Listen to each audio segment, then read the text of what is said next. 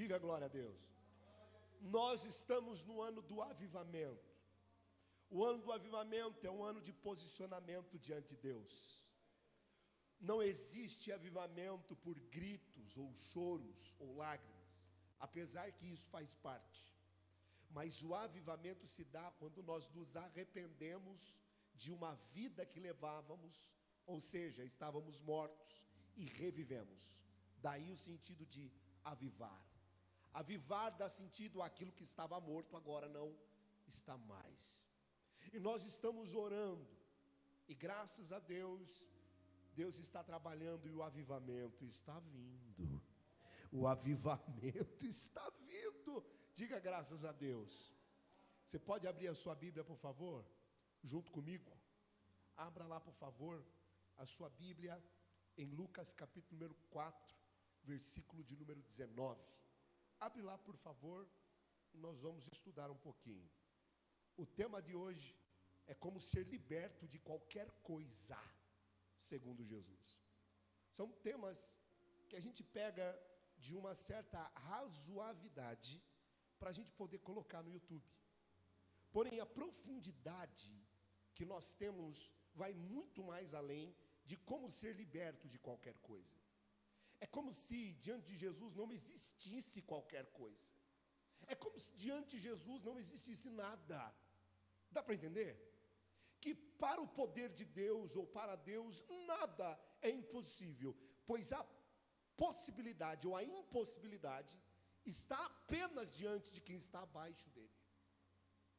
Agora, sobre ele nada, desde o criar até o desfazer, desde o fazer e consertar, desde o seu plano até a mudança desse plano, tudo que Deus faz está sob o controle dele. Para ele, ele faz o que quer, na hora que quer, do jeito que quer, e para ele não existe o que existe para nós, coisas a ser impossíveis, ou coisas a se desvencilhar. Portanto, temos mais que aprender sobre nós, sobre quem Deus é, sobre quem nós somos, e nos posicionarmos diante dos fatos. Para Deus não há coisas, nem dificuldades, para nós sim. Aonde atingimos é na canalização do poder de Deus sobre nossa vida. Ao fazermos a coisa certa, esse poder liberado de Deus, que não é para todos, é apenas para aqueles que recorrem de fato com fé e crença em Deus. O poder de Deus é liberado sobre esse tal, e aí acontece a quebra de qualquer coisa. Está entendendo? Sim ou não? Então vamos lá. Como ser liberto de qualquer coisa? É um tema para nós. Se Deus tivesse que trazer um tema para pregar sobre Ele, Cristo, pregar sobre Ele, talvez não seria esse. Talvez seria algo muito mais elaborado e profundo. Mas como nós somos extremamente limitados, não é só nós aqui na igreja, em todos os lugares onde você anda, há muita limitação pela humanidade, por conta da humanidade, por conta da carne. Amém? Carece da gente galgar alguns passos, subir alguns degraus, para poder então, quem sabe, alguns deixarem de ser meninos e passarem a ser mais maduros na área da fé, sabendo quem são e quem é Deus. Amém? Lucas 4,19, vou dar mais um tempo para você achar. Quem já achou, diga amém. Aí, todo mundo já achou? Lucas 4,19. Deixa eu pegar uma tradução bacana. Lucas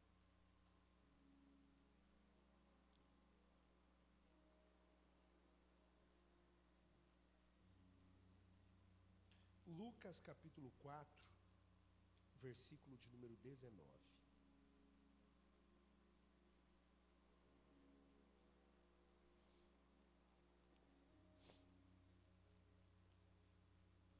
Antes da gente ler, só uma fala aqui.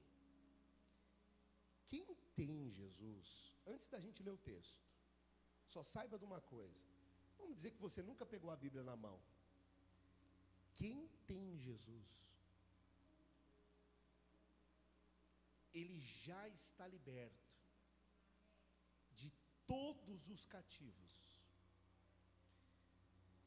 Ele está liberto de todas as prisões. A cegueira, ele está liberto de toda a cegueira. Isso é para quem tem Jesus. Quem não tem Jesus ainda, vai ter que recorrer a conhecer e a ter a Jesus, para poder ser liberto das coisas que são os cativos. E são muitas coisas que aprisionam. Uma delas é o pecado. E tem muitas outras coisas que, mesmo não sendo um pecado, vamos dizer, aprisiona a pessoa. Você pensa que o trabalho não aprisiona? É pecado trabalhar? Mas a partir do momento que ele está em primeiro lugar, é pecado. Em primeiro lugar, se deve buscar o quê? Quem está entendendo? Estudar é pecado? A partir do momento que estudar está em primeiro, se torna um cativo. Para a pessoa se libertar disso, ela precisa recorrer a Cristo, ou conhecer a Cristo.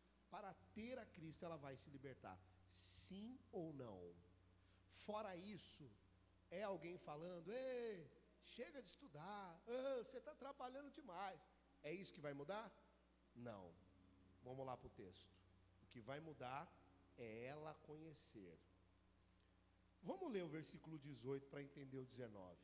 O Senhor me deu o Espírito. Ele me escolheu para levar as boas notícias. Deixa eu pegar uma tradução melhor, perdão.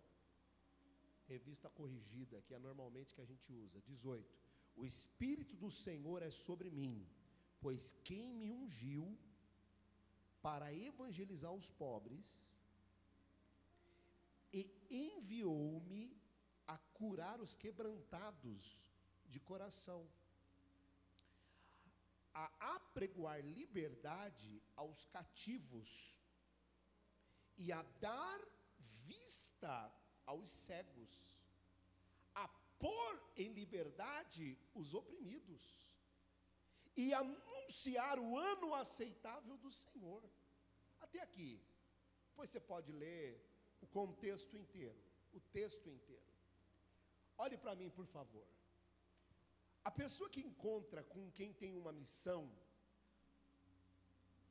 ou ela vai dar numa parede, se deparar com uma muralha, ou ela vai se deparar com a solução que ela precisa. Pois quem está imbuído de uma missão não para por nada. Nada consegue parar ele. Então eu já antecipo. Caso você tenha uma missão, um projeto, ou algo para fazer, que seja durante o seu dia, você levantou para capinar, apareceu alguém e você não conseguiu capinar, e essa pessoa não para de falar, e você tem uma missão de terminar, de tirar todos esses matos, de reduzir, você tem a sua missão, e alguém está te atrapalhando, quem tem que encontrar com a parede? Jesus era uma parede, uma verdadeira muralha, porque ele tinha propósito e ninguém parava ele. A pessoa que tem Jesus, ela praticamente vive como Jesus. Eu quero que você entenda que a pessoa que ela tem Jesus, ela vai ter um estilo de vida muito parecido com o de Jesus. Ela é focada. Ela não oscila, porque ela entende a missão e o que ela tem que fazer. Eu dei o exemplo de capinar o mato, mas o propósito que você tem de ir até o final com Cristo, de ser fiel até o final com Cristo, as pessoas que tentarem contra a sua vida, te tirar desse caminho, tem que dar com o quê? Com a parede, com o muro. Fala, poxa, eu estou tentando falar aqui, estou tentando te chamar, você não quer? Claro que eu não quero. Eu tenho objetivo. Bom, vamos para cá. Agora, quando aquela pessoa encontra com você, você está capinando, e aquela pessoa encontra-se com você, querendo saber como que funciona capinar o mato. Ela não encontra-se com uma parede, ela encontra-se com um propósito, encaixa perfeitamente. Por isso a Bíblia diz que não há comunhão entre luz e trevas. Porque que comunhão há entre a luz e as trevas? Que comunhão existe entre uma pessoa que caminha com Cristo e a outra que caminha para o mundo? Não há comunhão. Por isso dá sentido no 18, o final ele fala que ele prega para os quebrantados de coração. Não, tem que pregar para todos. Não, o nosso Senhor Jesus não pregava para todos. No entanto, na parábola do semeador ele cita e diz: eu falo em parábolas, para que eles ouçam e não entendam. Porque não é todos que ele queria que entendesse. Por quê? Porque não estavam querendo aliançar-se, estavam tentando pará-lo, estavam contra.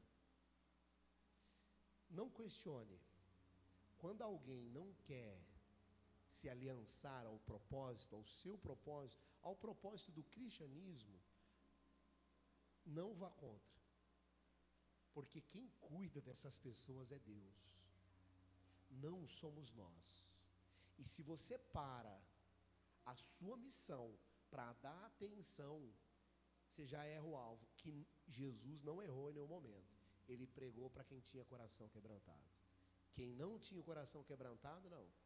Primeiro, é inteligência isso. O que eu quero pregar o evangelho para quem não tem o coração quebrantado? Você lembra de Sodoma e Gomorra? Lembra de Sodoma e Gomorra? O que aconteceu lá? O pecado foi terrível. Todo mundo acha que ali só houve o pecado de ordenância e caráter deturpado da natureza. Vamos falar assim, porque para a gente ser mais tranquilo hoje para falar. A sodomia, né, os pecados da devassidão. Todo mundo acha que era só isso. Se fosse só isso, Jesus não tinha falado que haveria mais rigor para outras cidades. Agora fugiu da minha cabeça. Corazim e tinha uma outra. É Corazim, né? Enfim, não haveria mais rigor para Corazim do que para Sodoma e Gomorra. E Corazim vivia em devassidões desses pecados? Não. Apenas desobedeciam. Jesus fez isso aqui, ó. Vocês são fora do propósito. Vamos lá. Existe sim pessoas que não se alia ao propósito do Senhor Deus. Estamos aqui na terra para escolher. Alguns já fizeram a sua escolha. Mas como permanecem vivos? Isso faz parte do projeto da existência. Nascer, viver, passar por isso, lutar por sobrevivência, resistir, ter anticorpos para poder viver, de toda sorte, anticorpos, questões que você mesmo procura, ou questões naturais do seu próprio corpo. Tem gente que não tem anticorpo, tem gente que não tem natureza, tem gente que come um caminhão de doce e não acontece nada. Tem gente que come dois docinhos no final de semana e já pega diabetes tipo 1. Em pouco tempo já está lá tomando insulina e às vezes descobre tarde, já está no fim da vida. Tem gente que é diferente, gente boa. E às vezes os vasos ruins não quebra. Não é? Esses são o próprio ditado diz que o vaso ruim, ele não quebra, é um fato. Então, eu não quero travar aqui, porque a questão é a pessoa que está em Jesus. E a pessoa que está em Jesus, ela vai se aliar. E é aqui onde entra a coerência do pregador. Todos nós que estamos aqui, estamos aliados a Cristo. Então entenda, você já está liberto.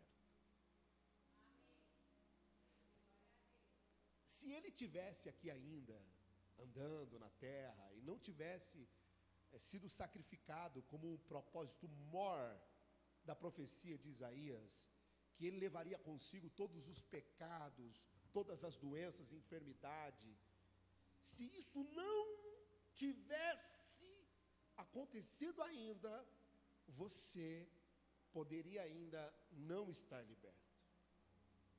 Mas ele concluiu a obra. E quando ele conclui a obra, a expressão de Deus é diferente da nossa. Você não precisa participar do tempo, da hora, ser uma testemunha ocular da morte do Senhor Jesus, apenas acreditar, crer, mas crer no sentido da crença, não crer no sentido de acreditar na história, mas crer no sentido da crença que ele morreu há 2000 anos, ok, creio, fecho os meus olhos e declaro, ele morreu por mim, a partir daí creio, estou em Cristo. Quando eu estou em Cristo, eu já estou liberto. O que vai ter que acontecer é você, quando lida com sintomas, quando você lida com a questão sintomática, do aspecto da carne, dos espinhos da carne, você não pode se confundir, como Deus me abandonou ou Ele não me cura, porque o mais importante é você entender no 19, apregoar a liberdade aos cativos, ou seja, isso significa se libertar de coisas, cativos. E quantos cativos são que nós adentramos neles? Milhares. Desde a infância, incutido em nossas mentes, nas nossas faculdades mentais, que percorrem pela nossa alma um discernimento distorcido de quem é Deus, uma situação aprendida sobre misticismos e crenças, sobre valores aonde nós acreditamos na sorte, aonde acreditamos numa cor, que aquela cor vai ser a cor, se você coloca aquela cor, você vai ter mais sorte. Se você levantar e colocar o pé direito no chão, você vai ter um belo dia. Hoje acordei com o pé esquerdo, em que o misticismo desde criança leva cativo uma única coisa que faz quando a pessoa conhece a Jesus, se libertar de tudo o que é coisa que atrapalha a crença pura e genuína de que a sorte, a vida, até mesmo a morte estão nas mãos de Deus. Quando isso não favorece os valores da nossa crença hoje, e ainda temos em nós qualquer um outro recurso de pensamento ou linha a qual a gente segue, que aquilo nos trará certos benefícios, você atrapalha a canalização, porque Deus não divide a glória dele com ninguém. Enquanto você achar que alguém é proveniente de te ajudar e não for Deus, você vai continuar, às vezes, sem experimentar o agir de Deus. Tem que ser puro. É por isso que o romper do impossível só se dá para uma pessoa que chega no último estado, do último momento, do último segundo e milésimo da dificuldade e da dor. Aí ela rompe o impossível. Por quê?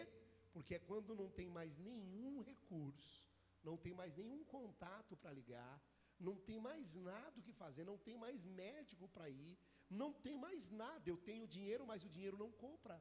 Eu tenho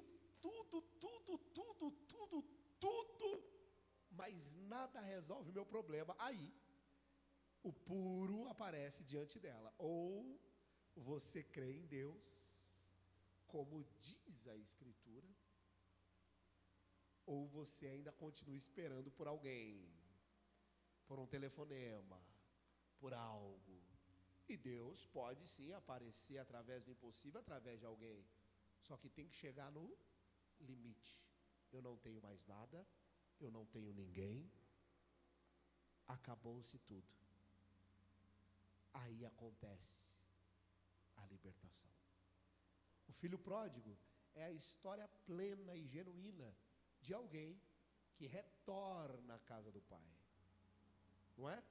Que entra no céu novamente. Por quê? Ele perde tudo. E aí, quando ele perde tudo, não tem mais nada, ele fala: vou voltar. Você perdeu tudo? Não, ainda tem uma coisinha para me segurar. Talvez seja por aí que você não esteja vendo a canalização do poder de Deus. Agora, pastor, exista alguém que, tendo recursos, consiga canalizar o poder de Deus de forma muito direta, muito evidente, muito forte? Não. Se houvesse nenhum dos profetas no Antigo Testamento, nem o próprio Senhor Jesus, que é a referência máxima e sempre será, no Antigo Testamento tudo era uma sombra. A sombra de quem? De Jesus, que agora aparece. Então Jesus é quem devia aparecer. E Jesus, ele não foi uma pessoa que teve recursos. Ele vivia com menos recursos.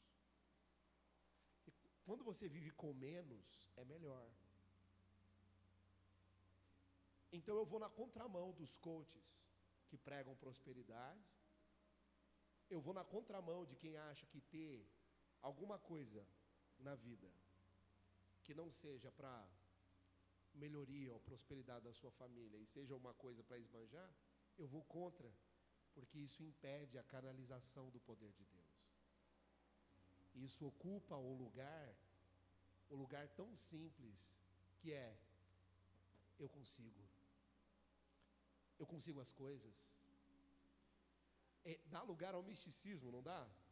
Você sabe que o positivismo, ele é não é uma religião, mas ele é um segmento. Quem aqui sabia? Positivismo é um segmento. Existe, a gente pode ver que existe até grupos, existe talvez até organizações, óbvio que existe, que correlacionam um projeto de ensino a pessoas e palestras pelo positivismo. O nome é positivismo. Existe o cristianismo, que é o que nós praticamos. Nós não podemos misturar, é ou não é? O misticismo, nós também não podemos misturar a questão das outras religiões, de outras religiões que seguem algum tipo de costume, algum tipo de dogma, algum tipo de contato, alguma veste ou alguma coisa, porque esse ponto de contato vai impedir dela canalizar essa pureza do poder de Deus sobre ela. Alguns conseguem manobrar a massa de uma totalidade para trazer uma certa cura. Quem cura aqui é Jesus? Sim ou não? Quem liberta aqui é Jesus? quem dá vista aos cegos é Jesus, quem tira o nódulo, o câncer, quem limpa o sangue é Jesus, certo? Você não conseguirá desconstruir as evidências dos engodos, da hipnose. Você não vai conseguir. Você pode pegar a Bíblia e chegar numa pessoa e falar: essa cura é mentirosa. Não é. Porque se você for para João de Deus, quem sabe quem é João de Deus? Se você for lá para João de Deus, uns tempos atrás, no Netflix, assisti uma série do João de Deus, cujo ele foi acusado, né, de ser um abusador, né? Ele é um abusador, de fato. Mas a forma com que ele conduzia aquela seita e adentrava na mente das pessoas, acontecia até cura. Ele enfiava os negócios no olho da pessoa, até lá no fundo, assim, ó. A pessoa anestesiada apenas pela condução daquele homem. Aquele cara é Jesus? Ele cura por Jesus? Ou ele recebe um tal de um espírito curandeiro, interpela sobre a vida das pessoas e vai aos borbotões? São todas as pessoas que são curadas que vão lá? Também não são. Porque há muitas pessoas também que não canaliza diretamente naquele cara para ser curada. Porque ele não tem o poder para tudo. Agora, se uma pessoa que não foi curada lá chegar até Jesus, ou qualquer pessoa que chegar a Jesus pura, da forma que eu estou falando, ela será curada. Agora, enquanto ela tiver algum gancho aonde se segurar, não dá. Até o último suspiro.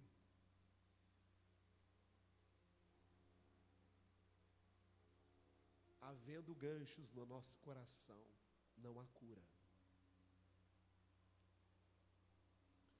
Ele diz, o 19, pregoar liberdade aos cativos. Ele diz, pôr em liberdade oprimidos. Quem faz isso é Jesus. Nós sabemos que Jesus é a palavra. Hoje é através da palavra que é pregada. Hoje é através do que se lê. E dar as vistas a quem? Aos cegos. E quantas pessoas cegas tem? Aqui a ordem tem que começar meio que por baixo, porque a maioria das pessoas são cegas, olham para tudo, vivem para aquilo que enxergam diante dos olhos, aonde elas precisam primeiro ser curadas nos olhos, porque estão cegas para Deus, estão cegas para olhar para a palavra de Deus. Completamente. Elas veem tudo, menos a palavra de Deus. E quando ela vai a Jesus, recorre a dar ouvidos à palavra, a cegueira, ela enxerga Jesus e ela caminha os passos até Jesus. Diga graças a Deus. Quem crê em Jesus está completamente liberto. Pastor, mas e o que eu estou sentindo? E isso e aquilo? Não. Quem crê em Jesus, como diz a Escritura, já está liberto. Não, pastor, eu preciso da imposição de mão, eu preciso. Concordo. Muitas pessoas têm dificuldade de crer em Jesus. E esse é o serviço da igreja. Para essas pessoas que têm dificuldade, impor as mãos, ordenar a saída do mal. Mas não é esse tipo de mensagem que a gente tem que ficar alisando a cabeça, nem sua e nem minha. A mensagem que eu tenho que ouvir é que eu já estou liberto porque eu tenho Jesus. Então, se eu tenho Jesus, me aposso disso cada vez mais. Agora, se eu acho que isso ainda tem que melhorar, peraí. Até quando que eu vou ficar precisando de imposições de mão? Até quando que eu vou precisar ficando pedindo para o pastor ir lá na minha casa orar, porque eu estou vendo sombra para lá, sombra para cá? Até quando? Até quando que a coisa vai andar? Eu tenho que assumir que eu creio em Jesus. Diga comigo, eu creio em Jesus. Diga, eu já estou liberto. João 8,36.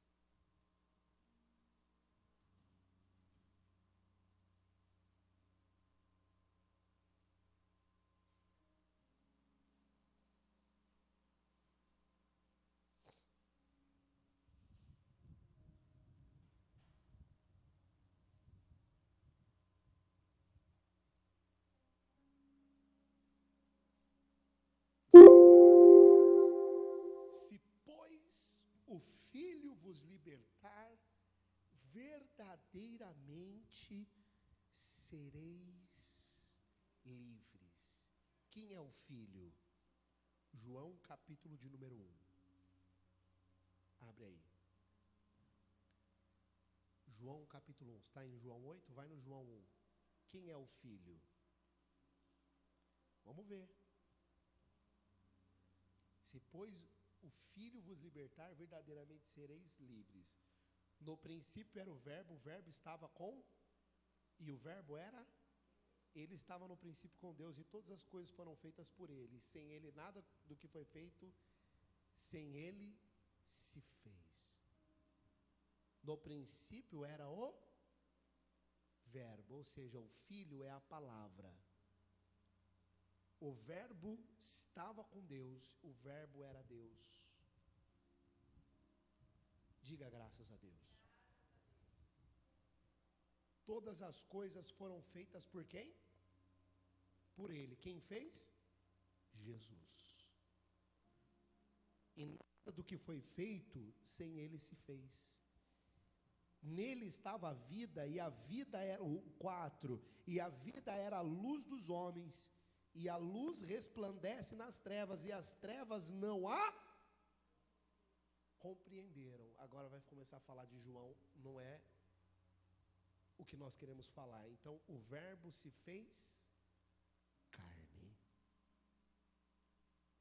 O Verbo se fez carne.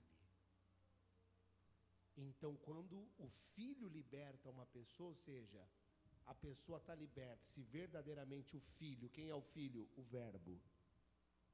Então, se verdadeiramente a pessoa ela está crendo na palavra de Deus, ela já é liberta. Você precisa de mais alguma coisa? Hã? Você precisa ir lá em Israel, pisar na terra lá? Hã? Eu preciso anular o trabalho dos apóstolos, o ide dos principais da igreja. Como Jesus apareceu para Paulo no caminho de Damasco e deu a ele a sua ordenança. E ele trouxe o evangelho, ele brigou. Paulo brigou testa a testa com Pedro. Repreendeu Pedro. Pedro só queria pregar para judeu. Paulo diz, ele morreu por todos. Não se prega só por um, a cruz é para todos. Ele veio sim, a princípio, para os judeus. Quando ele morre, quem não crê, até quando ele estava ali com os judeus, se creu nele, amém. Se não creu, perdeu. E hoje, é a mesma coisa. Não existe dogma. Não existe o que se misturar ao que Cristo veio fazer. Paulo então percorre ao ocidente a pregar o evangelho. Paulo, um homem muito guerreiro, é um gigante. Eu não consigo enxergá-lo como um qualquer na Bíblia. Paulo era o Moisés do Novo Testamento. Um extremo líder. Um homem de uma posição onde ele disse, sou judeu, mas considero todos os atributos do judaísmo esterco. E o que querem fazer hoje? Mistificar o cristianismo, trazendo para os cultos as questões judaicas que vão atrapalhar a fé cristã. Entenda bem, positivismo, judaísmo, hinduísmo, coloca toda a cambada aí, espiritismo, toda a cambada, olha aqui, misticismo, eu vou falar sobre isso daqui a pouco, misticismo, judaísmo, pastor, mas judaísmo não é religião de Deus? Não, era, não é mais. Deus tem um selo com uma nação agora, não com o povo. Deus ainda tem um selo com a nação de Israel, para cumprimento das suas palavras, que será naquele lugar onde Jesus vai voltar e colocar os pés lá. É tudo sobre Jesus, não é nada sobre o homem, não é nada sobre o que Moisés fez, não é nada sobre uma lei, porque a lei é uma maldição, ela não é uma bênção. Por isso Jesus cumpriu ela, para que a gente não precisasse seguir a lei. E a sombra do Antigo Testamento era Jesus. O texto fala que a sombra da lei era Cristo. Cristo é quem tinha que vir. Ele era apenas a sombra. Ele é a pessoa, ali passava só a sombra dele. E ele cumpriu. E não se tornou fácil seguir a graça, porque seguir pela graça também é difícil. Por exemplo, na lei, se um homem, o adultério aconteceria no contato físico. Na graça, Jesus disse que se um homem olhar com intenção, ele já adulterou. Então eu não entendo a graça, esse negócio de facilitação. Eu entendo bênção e maldição. Eu entendo mudança, eu entendo quem é que devemos fazer. Porque se Cristo tivesse dito que devíamos que seguir a lei, nós seguiríamos a lei. Paulo disse, entendemos que todo o ensino de Cristo guardamos como mandamento para a nossa vida. Então Cristo é o mandamento e não mais a lei. Diga glória a Deus. O verbo se fez carne. No tempo que veio para os seus, a gente leu aqui, ele era a luz, ele resplandeceu nas trevas, mas os místicos, os que atrapalham o poder de Deus, porque o que tinha de gente doente, naquela época não é brincadeira, é muito mais do que hoje. Hoje nós temos recursos, médicos, tecnologia e remédios. Tem farmácia popular. Aqui, só aqui, tem uma do lado da outra aqui. E tem mais outra ali descendo ali, ó. E se subir para cá deve ter mais. Aqui tem duas. Doente tu não fica, meu irmão. Naquela época tinha de gente doente. Hoje tem igreja de tudo quanto é lado. Hoje todo mundo pega um celular na mão. Ouvir uma palavra de esperança, ela já começa a ficar mais calma. Naquela época não tinha nada disso. Jesus veio numa época onde o povo era muito perturbado. Ninguém canalizava o poder de Deus ali. E ele veio trazer isso exatamente o que eu estou falando. Essa questão pura de crê-lo. Tu podes crer? Sim, eu posso. Pois bem, tudo é possível aquele que crê. Seja curado. Tu segue as leis? E essa lei? E aquela? Tu guarda? Tu não guarda? Tu isto, aquilo, tu vais? Tu vens? Mulher, quem são esses que te julgam? Eles já não estão mais aqui? Comigo a coisa é pura. Vai e não peques mais. você já está purificada de todo o pecado que você fez. Você crê? Qual a outra situação, se não apenas ter o crer da crença em Jesus, o crer do depositar confiança nas palavras dele?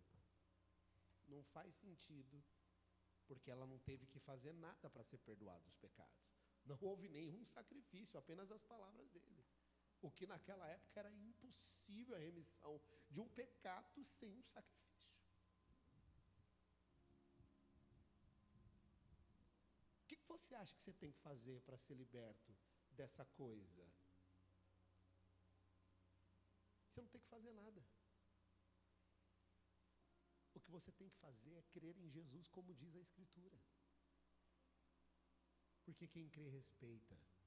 E muitas vezes, algumas coisas na nossa vida, não nos desvencilhamos ou libertamos disso, porque a gente não tem total respeito ou total temor naquilo que estamos fazendo. Agora, quando eu creio em Jesus, como diz a Escritura,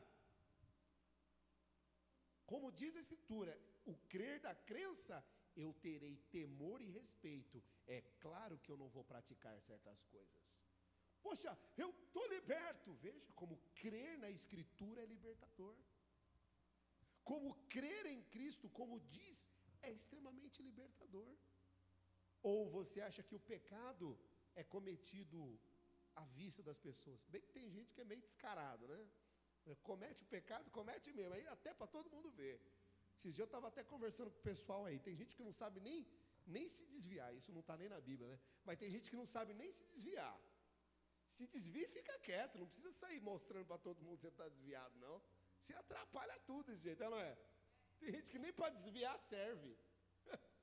Quer desviar, desvia, fica lá quieto, faz as coisas em off. Não, desvia e já sai escancarando tudo. Mostrando para todo mundo, não sei o que, tá, agora eu estou nas festas, agora eu estou aqui, olha aí, tá. Mas tem que ser, né? Se não for assim, não está na mão do diabo, né? O diabo vem para causar extrema confusão e problema. Vamos lá, gente. Quem está em Jesus aí, diga amém. Você já está liberto. Se existir alguma coisa que você precise, qualquer coisa que você tenha necessidade, você fala, poxa, eu estou sentindo falta de alguma coisa. Eu convido, convido não, eu aconselho você a fechar os seus olhos, não agora, mas eu aconselho você a fechar os seus olhos e pensar um pouco. Se realmente você, se realmente você crê em Jesus, que vale um questionamento aí. Ele não te deixa só? Você nunca está sozinho? Ele é a melhor companhia. Ele é a melhor pessoa. A presença dele, ele é onipresente. Ele está em todos os lugares. Ele enviou o Espírito Santo. O Espírito Santo não está só aqui. Ele está na sua casa, ele está no seu carro, ele está onde você vai, está na sua rua, no teu trabalho, ele está a hora que você quiser e a hora que você não quiser. O Espírito Santo existe, ele é uma pessoa. Só que ele é invisível. Ele existe do outro lado da criação. Ele existe do outro lado da criação, com efeito sobre essa criação. Assim como todas as pessoas que você conhece que já foram embora, e a carne já se secou, virou pó, os ossos já estão praticamente apodrecidos, estão secos lá, só aquela roupa que foi colocada ali dentro daquele caixão, está lá. Só que eles não estão mais aqui. Não é possível que aquela essência não exista mais. Aquela essência sempre existiu, e ela está do outro lado da criação. Aonde nós vamos um dia estar também. E é para lá que nós vamos. Se alguns foram, infelizmente, por arrasta para baixo, nós vamos para o arrasta para cima. Em nome de Jesus. Amém? Olha aqui, irmãos, para encerrar. Cuidado. Sabe aquele, não tem aquele desenho, não tem aquele desenho quando você está na estrada, ou alguma coisa, aquele desenho do cuidado. É um triângulo e um ponto de interrogação no meio, né? Interrogação não, de exclamação no meio. Cuidado. Perigo. Cuidado para não se confundir com o mundo e o misticismo. Cuidado, porque seguindo o cristianismo, dentro de tantos falsos profetas que tem hoje, nunca existiu, irmão. Eu estava vendo esses dias, estudando um pouco, dando uma analisada. Nunca existiu em todos os tempos uma gana tão grande de falsos profetas que existe hoje. Sem medo de errar, citaria milhões aqui. Só que existem alguns principais. Então, todos os que vendem o medo do diabo, ou seja, se você não der o seu dízimo, o diabo vai te pegar, o devorador vai entrar na sua casa. Primeiro que nós não damos dízimo pela lei, nós damos o dízimo por Abraão, por Melquisedeque, como diz Hebreus. Dízimos e ofertas se dá por gratidão e não pela lei. Você não é obrigado a dar o seu dízimo. Você dá porque você ama o seu Deus. E o sustento que Ele te deu, você também quer prover isso para a igreja hoje. No entanto, Paulo vai dizer que nós devemos dar com alegria. E quem segue pela lei não dá com alegria, não. Então você dá o seu dízimo, pastor, eu faço com todo o meu coração. Com alegria. Pastor, eu dou meu dízimo, mas é ruim. Nem faça isso. Se for dar dízimo com lei, Deus não trabalha mais com a lei. Então você não é obrigado. É impossível. Olha para Abraão, nosso pai na fé. Como ele seguia a Deus. Como ele vivia diante de Deus. E de todo o fruto da sua prosperidade. Porque quem faz as coisas certas, Deus abençoa. Quem faz as coisas certas prospera, vai para frente. Acontece dons. Porque riqueza é um dom, sim ou não? Riqueza é um dom. E esse dom é para todos? Não, tem gente que não tem esse dom. É a mesma coisa, tem gente que não tem dom do casamento. Esses dias uma mulher falou assim, olha, eu oro muito pelo meu irmão, mas ele não tem o dom do casamento, ele queria casar, mas ele não tem.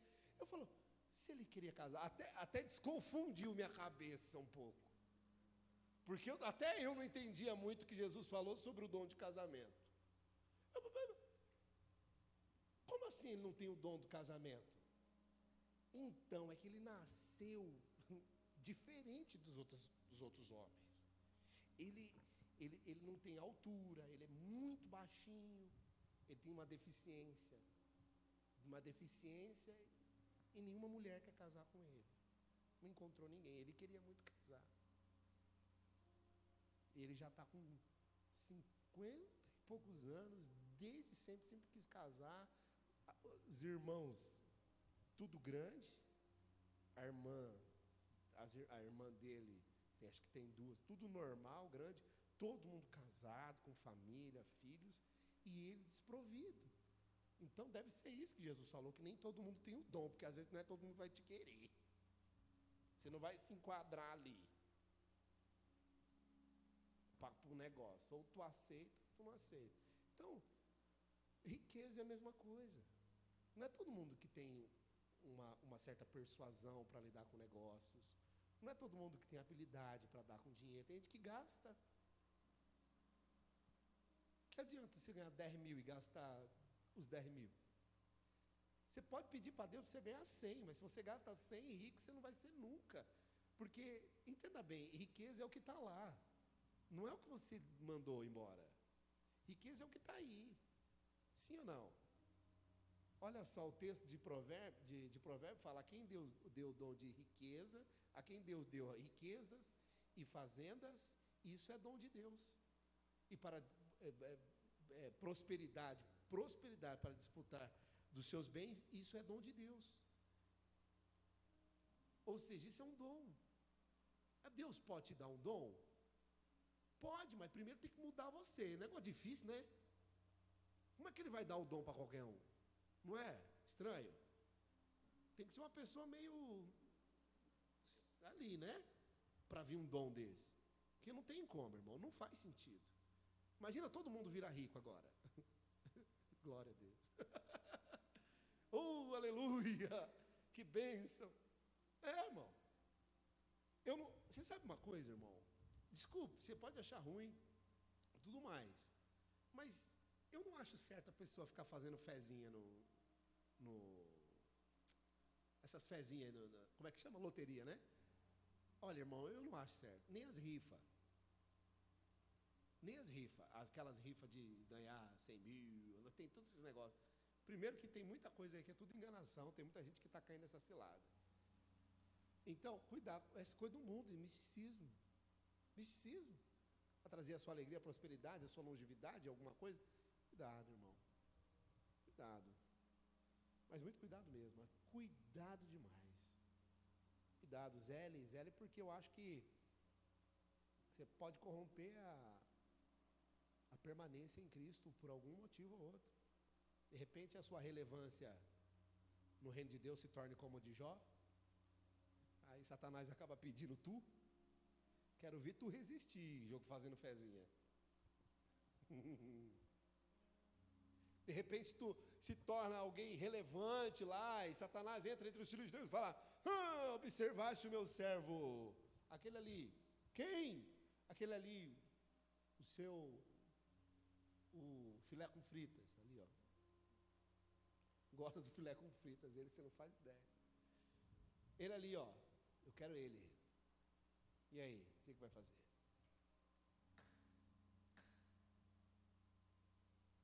Só que o filé com fritas ali, ele tem muita coisa enroscada no mundo. Jesus fala: louco, se hoje pedires a tua mão, o que entregarás? Então toma cuidado com as coisas que você possa estar misturando com o cristianismo. Não misture cristianismo com positivismo. Aí vai dar certo porque eu sei que vai dar certo. Positivismo, não é assim que funcionam as coisas. O cristão age com o quê? Com coerência, pé no chão e fé. Fé, não é? Mas sabendo o quê? Quem Deus é e quem eu sou. Eu não posso ser louco, um positivista. É gente louca. Então tem muitas igrejas aí que é uma mistura que vive o positivismo, não é fé. Como que nós falamos na igreja, irmão? Eu vou conseguir. Eu sempre consegui as coisas, agora que eu consigo mesmo. É assim que a gente fala? Como que diz lá o texto? Tiago ou Pedro? Nunca falamos, iremos fazer isso ou aquilo. Mas como falamos? Se Deus quiser. Houve um tempo no meu ministério que eu fui muito positivista. Exatamente por ainda ter uma bagagem do antigo ministério da onde eu vim. Que eles eram dessa forma. Então, eu era pegado nessa situação e eu sentia um ódio mortal de quem falava se Deus quiser. Eu sentia um ódio, se alguém chegasse e falava, se Deus quiser, pastor, se Deus quiser, pastor. Chega a fazer assim, ó. O que você falou aí? Se Deus quiser, o que, irmão? Se Deus quiser, coisa nenhuma. Vai dar tudo certo em nome de Jesus e acabou. Quem está errado? É eu ou ela? Eu estou colocando Jesus dentro de uma posição positivista. Quem está certo é ela. Em nenhum termo eu devo agir dessa forma. E aí vem canções positivistas, louvores positivistas, vem várias coisas nesse sentido, e o misticismo vai tomando conta. Várias coisas vão entrando, vão tendo vários pontos de contato, inclusive na igreja. é não sei o que ungido, é não sei o que consagrado, é tudo que vem da onde? Das origens de outras religiões que creem nesse tipo de coisa, adeptos dentro da igreja, e o povo nunca vai conseguir canalizar diretamente o poder de Deus, como o fechar dos olhos e desejá-lo apenas. Então, cuidado para não se confundir com o mundo e com o misticismo. 1 Timóteo, capítulo 4, versículo 1. Abre lá e eu encerro.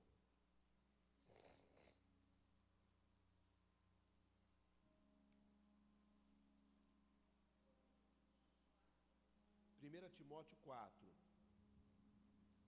versículo 1.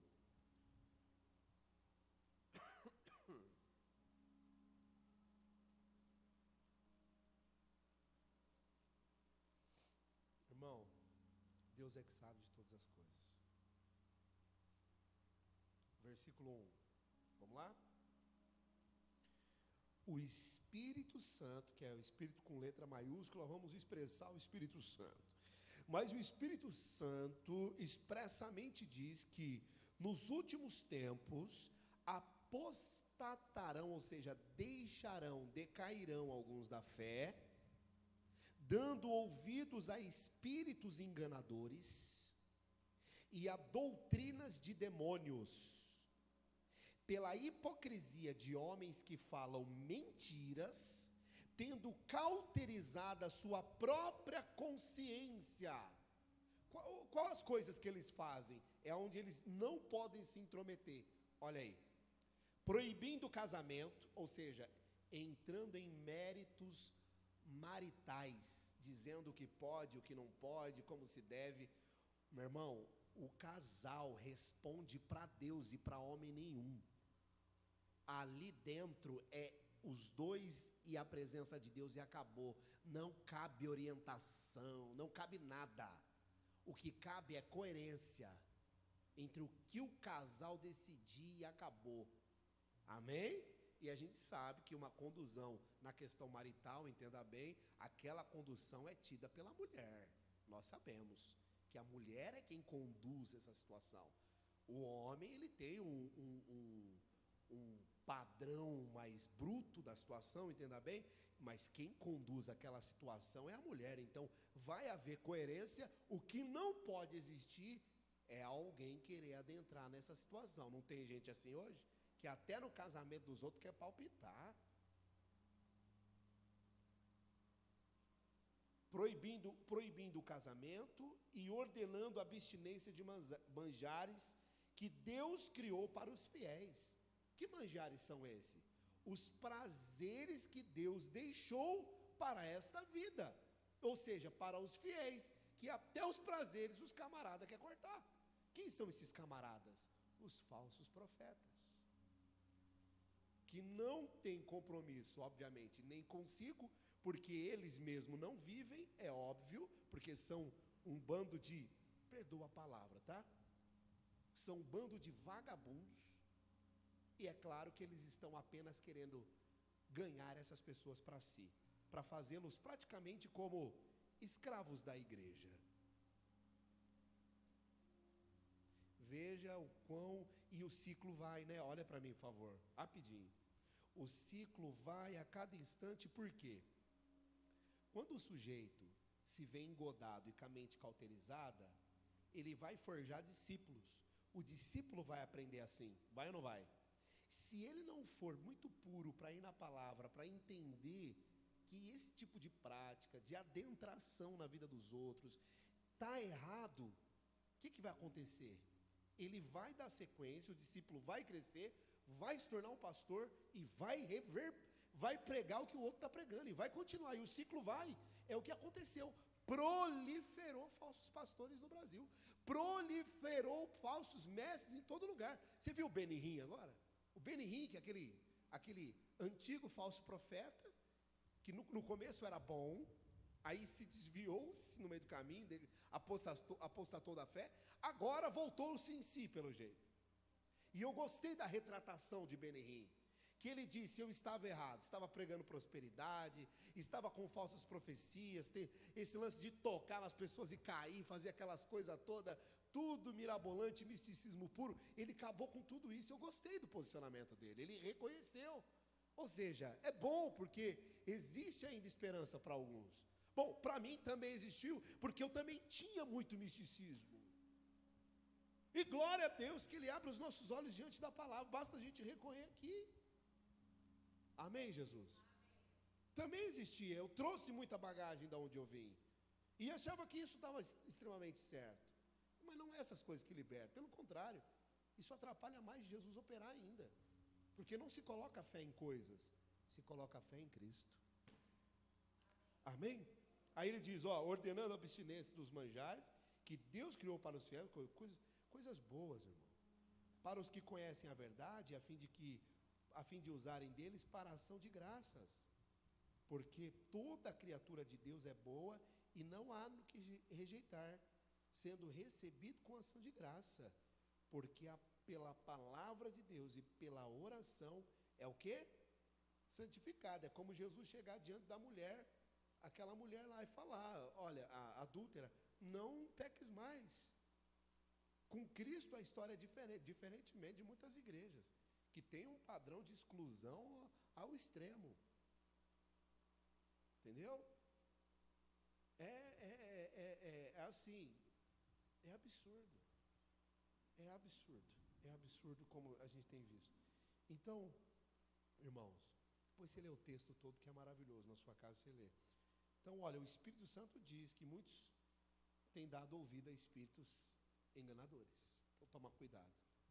Se você é de ficar assistindo muita coisa na internet, alguns pregadores, sim, não estou falando que você não deva, mas selecione bem. Pegue pessoas mais puras para ouvir. Se você pegar gente muito... pegar esses caras que fica, entendeu? Se mostrando, entendeu? Fazendo, nada contra, mas fazendo exposição da figura. Já dizia tio Ali. Já fazendo exposição da figura, entendeu? Pregando evangelho. Fica com apelações. Se Deus não fizer, que eu morra. Sai fora desse tipo de gente. Isso é apelação. Está totalmente fora, não é assim. Não é esse tipo de desafio. Eu nunca vi nem profetas, nem no Antigo Testamento, nem no Novo Testamento os apóstolos agir com tamanha ignorância diante de Deus e diante do cristianismo, né? Agora, dessa forma. Não ouça essas pessoas que vendem troços ungidos. Cai fora dessas revelações. É misticismo puro. A gente teve uma passagem pela Umbanda. Eu era criança, mas tivemos uma passagem pelo Espiritismo. E não foi pouquíssimo tempo, não. Foi um tempinho ali. Eu me lembro de tantas coisas. Chifres embebedados pela cachaça. Foram muitas situações ali que são doutrinas de demônios, né? A incorporação. Aqui, por exemplo, nós estamos numa casa de luz, combatendo esses demônios que lá, de forma evidente e invocativa, né, que eles invocam, estão trabalhando, e nós estamos aqui. Agora, qual o medo que nós temos de lá? Nenhum.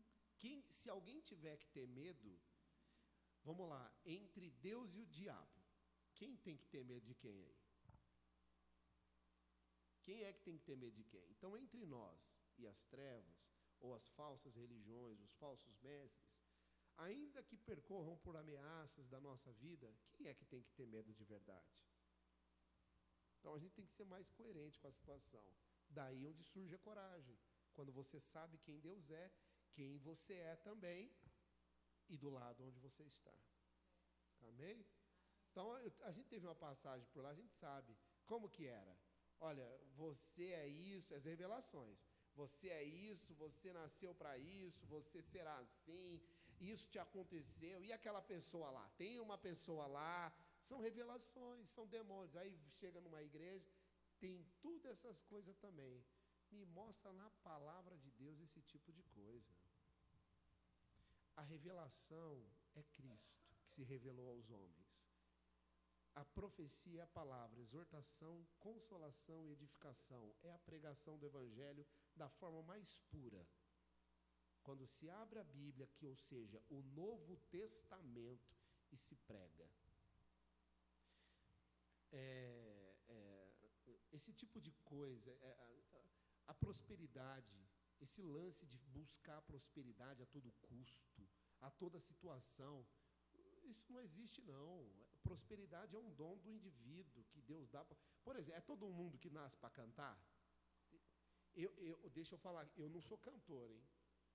Eu sou pastor, eu estou aqui orando a Deus, pedindo músicos para vir para a igreja para tocar, para cantar. Então, eu preencho um espaço. Eu falo sério. Se eu tenho uma voz de vez em quando acerta ali a colar, mas precisava até era cuidar da voz para poder executar a questão de cantar. Não é essa a minha função. Minha função é ministrar a palavra. Eu sei muito bem para aquilo que fui chamado. Agora, uma pessoa, ela não precisa só pregar, ela pode também cantar, abrir um culto, pode fazer outras coisas, sim ou não? Mas não necessariamente ter um dom. Agora, a pessoa, ela tem um dom de cantar. E você já viu gente que canta? É todo mundo que tem esse dom? Tem gente que no mundo nunca pisou na igreja e até serve até serve lá o outro lado. E aí, como que a pessoa tem um dom perfeito, um dom maravilhoso? Nunca teve um conhecimento enraizado na base do propósito da salvação, que é Cristo, e ela tem um dom de cantar. É todo mundo que tem dom de cantar? Não, a mesma coisa. Não é todo mundo que tem dom, é da pessoa. Tem gente que é desenrolada. Tem gente que é desenrolada para negócio. Tem gente que, meu irmão, não pensa aqui no Brasil. Tem gente que pensa lá longe. Na minha família tem o sobrinho do meu pai. O sobrinho do meu pai, eu conheci ele. A gente conheceu ele simples, de uma família simples do meu tio Eliezer, lá na Bahia. Lá no interior da Bahia. E o sobrinho do meu pai, ele é extremamente próspero. Extremamente próspero. Meu irmão, dos fundão da Bahia, do meio do mato, do nada. Ele é extremamente próspero. Conversa com ele para você ver. É o mesmo ontem. E é o mesmo hoje. Chama Binho. Uma graça de rapaz. Próspero aos borbotões. Como pode isso? É dom da pessoa. Ele tem dom de prosperar. Tem condições, muitas condições. Como? Da onde que isso vem? Não sei, é dom da pessoa, inteligência.